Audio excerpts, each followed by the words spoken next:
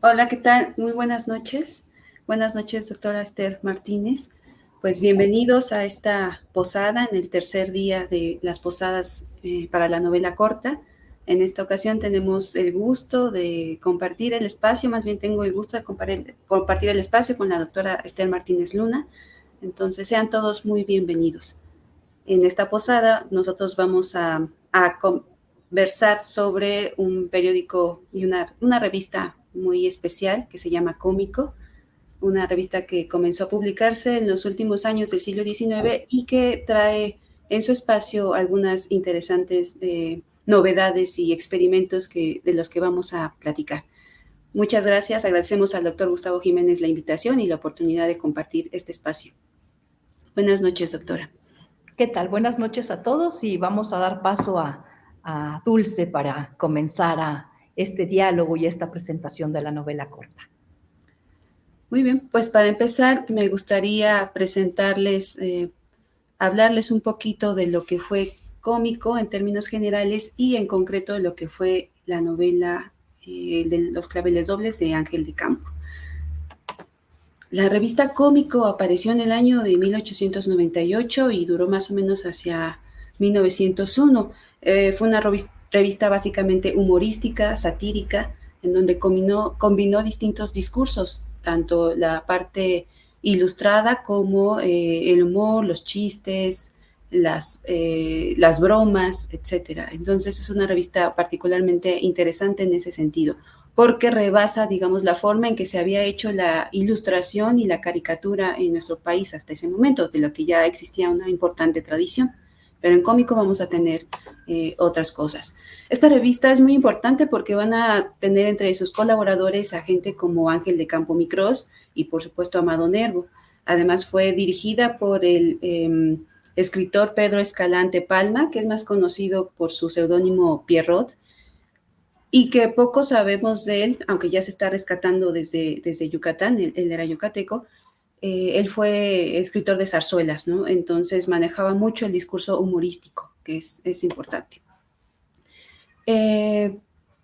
Resulta interesante cómo en esta revista de carácter satírico y humorístico empiezan a implementar una serie de experimentos y invitan a que la gente esté atenta de sus novedades. Una de ellas va a ser precisamente la escritura de una novela a diversas manos, una experimentación completa. Ya no va a ser, no tendremos que esperar hasta los vanguardistas para hablar del cadáver exquisito, sino que ya estaba aquí implementándose esta experimentación. Pero debemos tener en consideración que esta revista Cómico en México va a seguir un poco la línea que tenía un famoso periódico, una famosa revista también en España, que se llamaba también Madrid Cómico, que es ahí donde vamos a encontrar, que se había publicado hacia 1880, vamos a encontrar ya esta experimentación. Ahí aparece una de las primeras novelas escrita a diversas manos. Esa novela se llamaba Las Vírgenes Locas y uno de los colaboradores fue precisamente Leopoldo Alas Clarín. Y en Cómico lo que vamos a tener también es la presencia de esta experimentación de la que nos hablará con más detalle la doctora, pero además va a ser un espacio en donde Ángel de Campo, más conocido como Micros, le va a dar espacio a su otro yo, a su alter ego, que es Tic Tac, y da a conocer la novelita El de los claveles dobles, que tiene por subtítulo Entretenimiento novelesco. Hay que mencionar que esta novelita, que podemos llamarla así, no en sentido peyorativo, sino por la extensión, haciendo alusión a la novela corta, tiene dos líneas argumentales o se construye a partir de dos líneas argumentales. Como ustedes saben, Ángel de Campo era un cronista, gran observador de la cotidianidad en la Ciudad de México. Estaba al tanto de lo que sucedía y como cronista abordó todo lo que fue la ciudad, toda la vida moderna de la ciudad, en sus crónicas del kinetoscopio y después en las crónicas de la Semana Alegre cuando ya firmaba con el seudónimo de Tic Tac. Para esta novela, él va a retomar, por una parte, el argumento de una famosa zarzuela española que se llamaba La Revoltosa, que tuvo mucho éxito cuando se presentó en México, llegó a más de 100 representaciones, y además va a incorporar como segunda línea argumental un caso muy sonado de nota roja, el suicidio de una joven romántica que debido a una decepción amorosa no encuentra otra salida más que buscar, por su desesperación busca una salida terrible. Y se hizo muy famoso su caso. Hubo muchísimos periódicos que abordaron el tema. Los más importantes le dieron espacio al evento y a las declaraciones que suscitaron, porque pues al tratarse de un suicidio, hubo muchos involucrados. Entonces todos los periódicos le abrieron espacio a este suceso. Lo que hace Ángel de Campo es mezclar precisamente estas dos líneas, lo que ya nos habla de la importancia que él daba y de lo atento que estaba a lo que sucedía en la Ciudad de México. Por una parte, esta obra súper conocida que todo el mundo sabía, se sabía partes de La Revoltosa, los famosos dúos, ciertas partes importantes de la zarzuela, y pues esto hecho que conmocionó a todo el mundo, porque siendo el final del siglo XIX, todo el mundo estaba diciendo, es que esto es producto de lo que está pasando, como ya nadie cree en Dios, como todo la secularización, la modernidad, causó mucho impacto este tipo de suicidio, ¿no? Y más llevado a cabo por una jovencita en un lugar pues sagrado e importante como era la catedral, ¿no? Entonces, imagínense el impacto que suscitó este suceso. Entonces, Ángel de Campo, como gran cronista que fue, logra conjuntar ambos argumentos, pero la maestría de esta novelita, que nos puede sorprender porque prevalece efectivamente el registro del teatro, de la zarzuela, él logra darle una vuelta de tuerca al argumento, porque si bien la zarzuela original termina, digamos, en términos, pues, felices, en cierto sentido, la obra de Campo combina, es un registro tragicómico, es decir, por una parte están todos estos elementos festivos, humorísticos de la zarzuela, pero él mezcla el desenlace terrible que tuvo Sofía Ahumada, que fue la chica que se arrojó desde las torres de la catedral. Entonces, esta novelita nos genera un impacto extraño porque es difícil incluso sentir cierta, ¿cómo decirlo?, identificación o cierto agrado por los personajes, porque Micros en su versión de Tic Tac es muy crítico, no tiene compasión de sus personajes, a diferencia de lo que habíamos notado, conocido de Ángel de Campo en otros de sus textos, pero definitivamente sí logra dar cuenta de lo que estaba sucediendo en esa época en la Ciudad de México. Es muy agradable leerla y acercarnos a este tono tragicómico que presenta el autor en el de Los claveles dobles. Gracias. Muchas gracias, Dulce. Creo que ha sido muy bueno que comenzaras hablando un poco de la revista, porque la revista es justamente donde se van a publicar estas dos novelas de las que vamos a hablar. Bueno, yo en primer lugar quiero darle las gracias a Gustavo Jiménez y sobre todo decir que estoy muy contenta porque finalmente salen publicadas este grupo de novelas que forman la sección En Tránsito y que vienen ya desde hace tiempo preparándose. Son decisiones muy bien preparadas, editadas, anotadas, pero en fin, no voy a abundar en esto. Ya se ha hablado a lo largo de las otras sesiones un poquito con Claudia Canales, que yo le escuchaba también. Y bueno, entraré propiamente a hablarles de la novela que a mí me tocó preparar, que yo encontré cuando hice antes un estado de la cuestión, por decir algo, de estas novelas cortas que se estaban publicando en Cómico. Y al estar viendo estas novelas cortas que se publicaban en Cómico, que no solo eran de escritores mexicanos, sino también eran de escritores españoles, porque podemos encontrar a Antonio de Alarcón o Amado Nermo, mexicano, o a G. Westing, una serie de novelas cortas que se dieron cita en esa revista. Pero antes de que se dieran cita todas estas novelas, la primera, la que inauguró este tipo, fue justamente la revista Por un cigarro. Y esta novela, Por un cigarro, si ya antes hablaban de los cerillos, ¿no? El que vendía cerillos, ahora Por un cigarro, es una novela corta publicada inicialmente por entregas en el Semanario Cómico. Hay que decir que la novelita constó de 7 entregas, comenzó en septiembre, terminó en octubre de 1898 y estuvo acompañada por ilustraciones realizadas por caricaturistas como Eugenio Olvera y Carlos Alcalde, de los cuales también eran los que constantemente estaban ilustrando este semanario, que es muy importante hablar de él porque es el que va a dar el soporte, ¿no? La materialidad a estas novelas. Ahora, Por un cigarro, como les comentaba, fue la primera novelita que publicó, que inauguró esta serie de textos que se iban a ir publicando porque los editores estaban interesados en tener un público cautivo, esperar a cada semana narraciones breves y bien escritas, ¿no? ¿Y por qué esperaban o querían esto? Bueno, porque este recurso aseguraría buenas ganancias y competitividad respecto con otros periódicos. La novela Por un cigarro, este nombre que es así tan vago de pronto, bueno, tiene varias particularidades. Para empezar, es una novela colectiva, una novela que se escribió a 7 manos, por decirlo de alguna manera, y es una novela de la cual no tenemos la certeza de quiénes fueron sus autores. ¿Por qué no tenemos la certeza de quiénes fueron sus autores? Porque únicamente firmaban con las letras A, B, C, D, E, F, G, y esto pues no abonaba a una identificación propiamente de los autores. Al estarla estudiando, yo percibo o me advierto que pueden estar dentro de los capítulos que se publican Efrén Rebolledo, Amado Nervo, por supuesto Ángel de Campo Micros y Pedro Escalante, pero vamos un poco por partes. También esta novelita, vamos a estos 7 capítulos, la trama se va a centrar otra vez en la nota roja. Ya Dulce nos hablaba del suicidio de Sofía Ahumada. Bueno, pues Por un cigarro no va a ser la excepción y va a ser un caso de nota roja. Y este enfrentamiento o esta nota roja va a dar lugar al enfrentamiento entre 2 periódicos ficticios, por supuesto, el Pífano y el Teléfono Nacional. Y este conflicto va a servir para evidenciar la escasa ética periodística de los reportes de la época, ¿sí? Al tratar de dar lectores a cualquier precio, mantenerlos a la expectativa sobre asuntos o situaciones turbias, de violencia o escándalos públicos.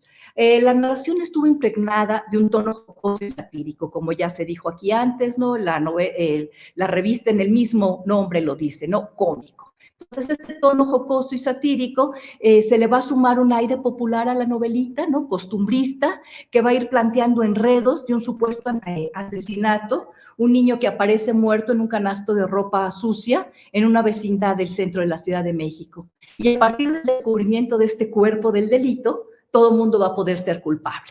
Y entonces, al ser todo el mundo culpable, entonces van a desfilar una amplia gama de personajes, por ejemplo, la guapa de la vecindad, la señora honorable, la sirvienta, los amantes clandestinos, incluso un perico testigo de los hechos, ¿no? El supuesto culpable, un trío de estudiantes pránganas, los abogados, un colegista, un policía, el juez, los infaltables reporteros de las notas sensacionalistas. Como usted ve, es todo un mundo que va a aparecer como personajes en esta novela. Y uno de los personajes que va a ser más importante va a ser la figura del reporter, que ya había hecho correr tinta en el ámbito cultural y periodístico desde los tempranos años 80 del siglo XIX.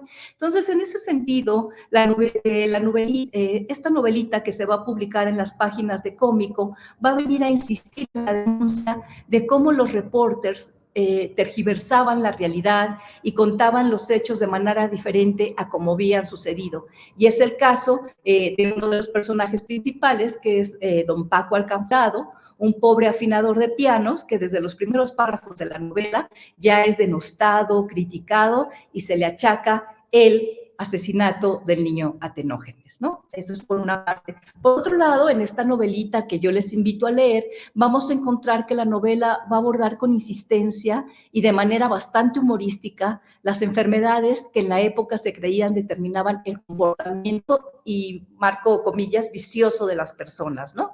En virtud de ello, los diversos escritores de Por un cigarro siempre van a coincidir en evidenciar y burlarse de las explicaciones supuestamente científicas de padecimientos que tenían los personajes que ahí están actuando. Entonces, constantemente se le va a preguntar entre los personajes, ¿tus padres fueron alcohólicos? ¿Tú eres epiléptico? ¿Has tenido tuberculosis? ¿Tienes algún problema neurológico? Y todo esto va a ir creando un ambiente donde nadie está libre y justamente si ha tenido algunas de estas enfermedades, quiere decir que su ADN está cargado en los genes que los va a convertir en posibles culpables. Pero todo esto, insisto, es con un tono bastante humorístico y muy de la época.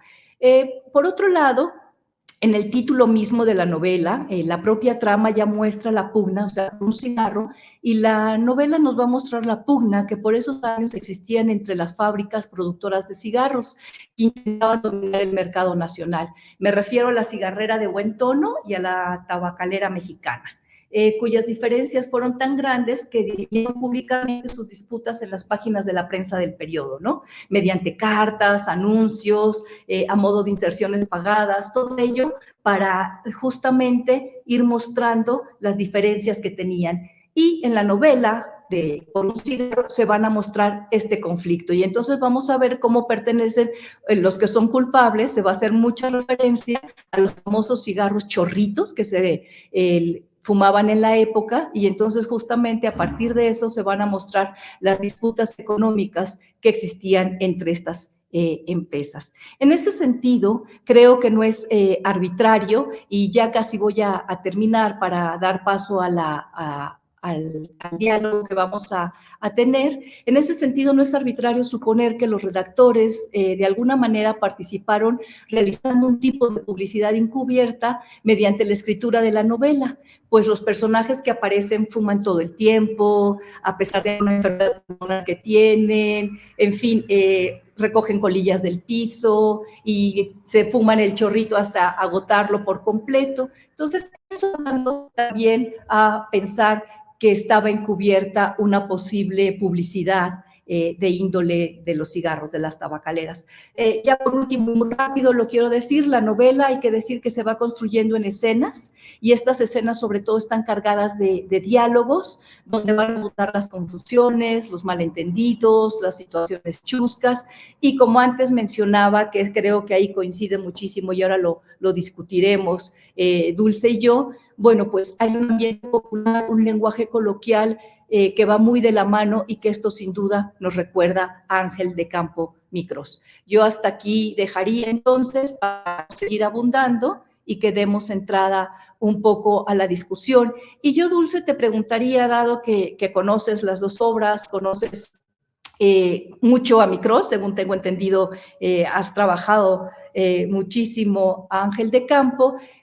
Yo creo que esta novela de Por un cigarro es bien probable que más de un capítulo haya sido escrito por Micros.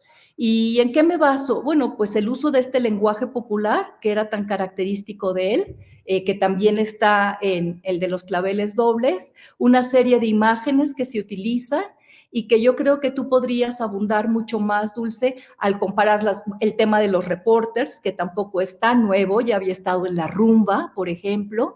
Entonces, voy poniendo estos puntitos sobre la mesa y que creo que tú puedes bordar muy bien, puesto que tú eres la especialista en Micros, ¿no? Entonces, yo les digo que así como dudo en estas distintas manos que escribieron, puedo asegurar, así con total seguridad, que cuando menos 2 capítulos pertenecen a la mano de Micros. ¿Tú qué piensas, Dulce? Sí, estoy completamente de acuerdo con usted porque efectivamente Micros marcó también una tendencia y se nota en algunas partes de Por un cigarro, incluso el nombre de uno de los personajes, por ahí creo que es Chole, también aparece una Chole en el de los claveles dobles, ¿no? Entonces, aunque sí hay dificultades para identificar de quién podrían ser estas manos, incluso podría ser el propio director Palma, él que había sido pues zarzuelista, pudo ser también uno de los que hayan escrito alguno de los capítulos, ¿no? Pero definitivamente esta visión que es muy característica de Ángel de Campo, por ejemplo, que se volvió un tópico en la época, es señalar a los reporters, pero Ángel de Campo lo abordó también en distintos momentos, tanto en sus crónicas como en el de los claveles dobles, donde también es muy crítico con este personaje, al hacer del suceso de Sofía Ahumada y del suicidio de la joven, un caso extremadamente terrible. Ellos exageraron todos los elementos que habían sucedido en la realidad y en la novela justo Ángel de Campo también presenta este personaje que le llaman el gratis porque él vive de lo que le prestan porque pues como es reportero no gana mucho, ¿no? Entonces él crea toda una historia fantasiosa de lo que sucede alrededor del suicidio en este caso de Felipa en el de los claveles dobles, ¿no? Entonces, definitivamente yo creo que sí está Ángel de Campo involucrado en la creación de esta novela, que es interesantísimo porque efectivamente nos está dando cuenta de la experimentación, de lo que estaban buscando, es decir, plantear un argumento, el primero era encargado de crear el argumento y todos ofrecieron un título, se eligió un título y se tenía que a partir de ahí empezar a construir. Entonces, digamos que es interesante ver la forma en que cada uno de los escritores puso parte de su ingenio para darle continuidad a esta historia. Claro, y volviendo un poquito a lo de Ángel de Campo, hay que ver que ese humor negro, ese tono popular está tan presente. Por ejemplo, en el caso de Sofía Ahumada, algo que debería parecernos terrible, una mujer que por desamor se avienta de la torre de la catedral, se suicida, y en vez de nosotros estar llorando y estar tristes, nos da risa de cómo nos va contando la historia. Y lo mismo sucede con el niño Atenógenes, que es asesinado o que se encuentra muerto en un canasto, y entonces le van a hacer una autopsia, y entonces hay esos rasgos populares, y por ejemplo, la madre dice, y me lo van a devolver todo rejuntadito, es decir, van a armar a mi hijo otra vez como si fuera casi un rompecabezas. Entonces, un niño asesinado, una autopsia y este tono chusco de mi hijo casi como un rompecabezas. El tono del suicidio, una decepción amorosa, terrible, pero en vez de tener ese patos romántico que nos hace sufrir todo lo contrario, lo convierte en risa. Y eso era un poco el tono agridulce de lo que siempre bueno, no siempre, algunas de la parte de las obras de Micros están muy presentes, ¿no? Esa risa, el reírte, pero en ese tono amargo. Y el tono popular, las dos obras, las dos novelas cortas, dan una prioridad a los diálogos, uno obviamente por la referencia de la zarzuela,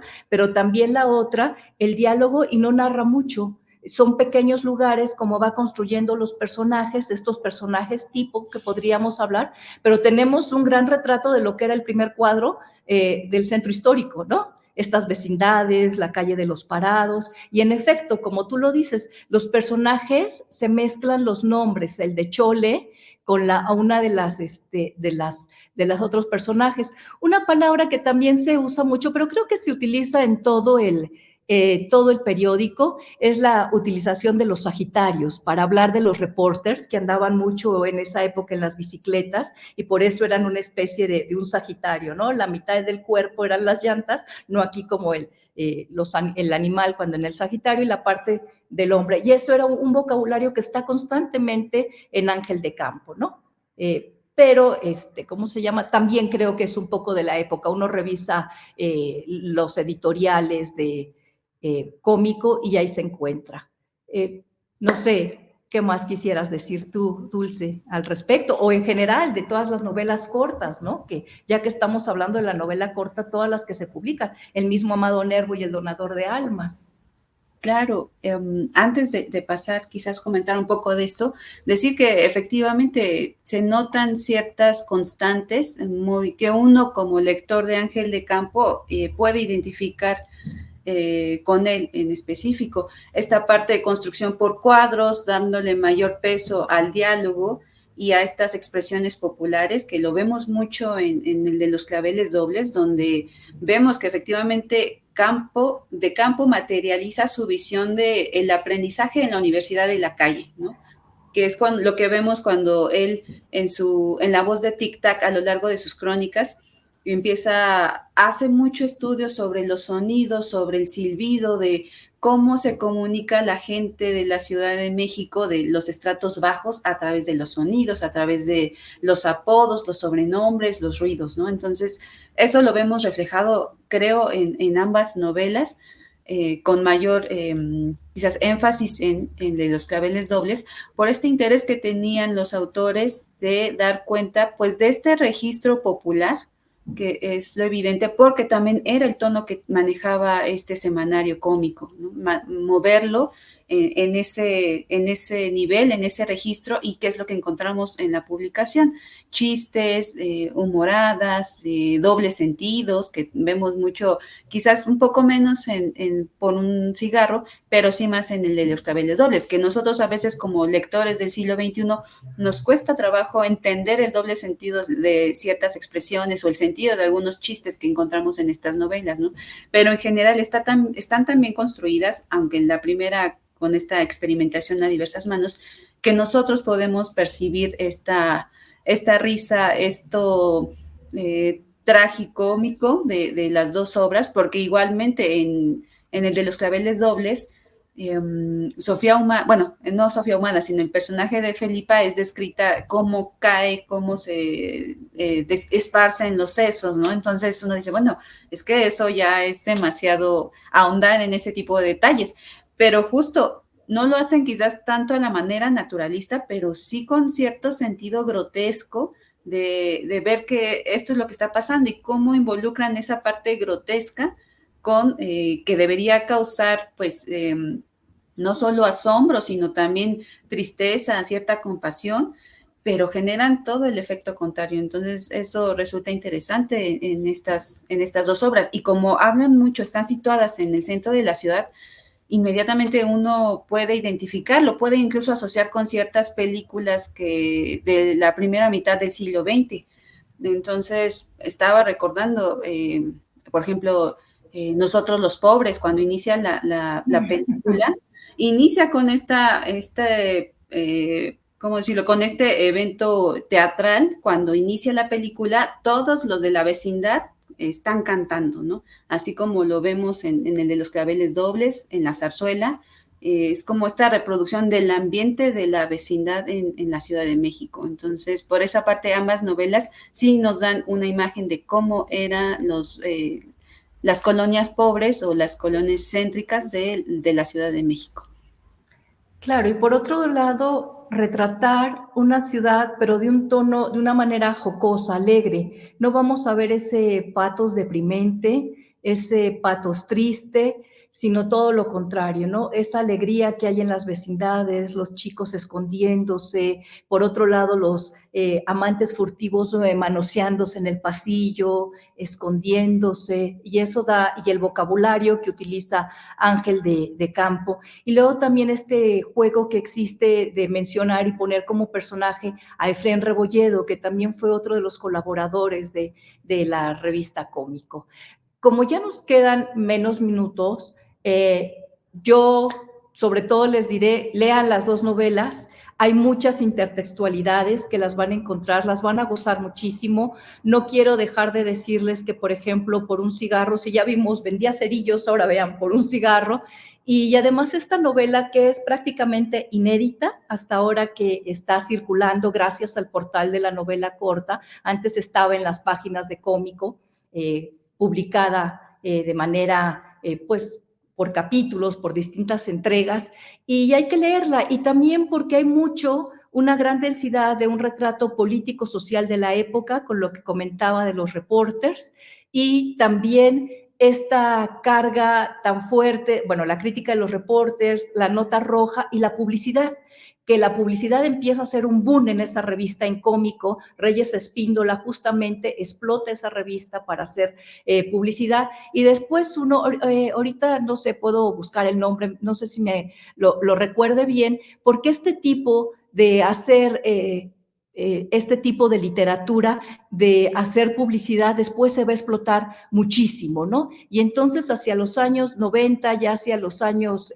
no 90, o sea, cuando comienza el siglo, va a haber estas pequeñas historietas con Juan Bautista Urrutia, y justamente las cigarreras van a explotar y van a pagar un dinero para que ciertos dibujantes, caricaturistas, ilustradores hagan pequeñas historias. Y entonces vean cómo va tan ligado la publicidad, ya estamos hablando de vil y total publicidad, con historias que se cuentan. Y también en ese sentido, por un cigarro, es como el germen de lo que después vendrá a ser eso. Pero ahora me callo y dejo, por favor, a Dulce terminar e invitar también a leer la de los claveles, por ¿qué? Siempre la digo, los claveles dobles, ¿cómo es que se? Sí, perdón.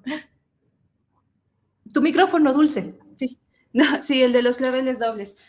Y pues gracias por esta conversación, porque nos acercamos a dos novelas que resultan interesantes por la experimentación, lo que nos reflejan en parte, además de toda esta visión crítica del periodo del porfiriato, de la situación de las clases bajas, la visión higiénica que se tenía, la visión comercial que también se empezaba a prevalecer, pues también nos dan muestra de cómo los escritores comenzaron a tomar, a hacerse de todos los elementos que contaban, ¿no? Por una parte, en este caso, el discurso de la zarzuela, pero también todos los elementos periodísticos, las ilustraciones, porque ambas tenían ilustraciones.